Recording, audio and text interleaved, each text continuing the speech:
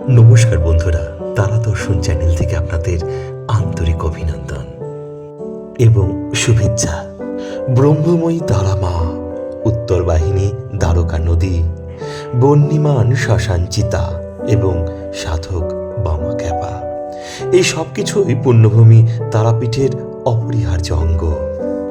এগুলি সম্পর্কে বিশদভাবে না জানলে তারাপীঠকে জানা অসম্পূর্ণ থাকবে।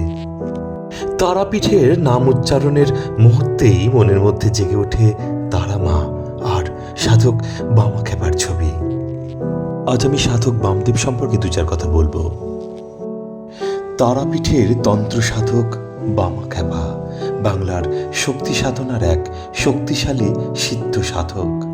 আত্মভোলা এই সাধকের ভক্তি মিশ্রিত মা মাধনী তার সাধনার মূল মন্ত্র।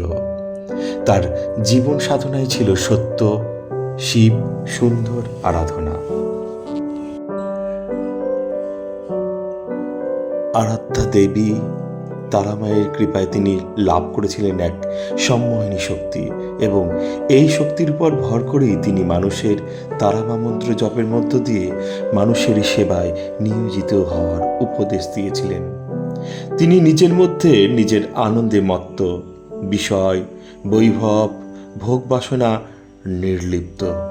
তাই তো তিনি আত্মকাম, পূর্ণকাম, ধ্যানী, যোগী, আত্মভোলা, পরমানন্দ, পরম পুরুষ শ্রী শ্রী বামদেব।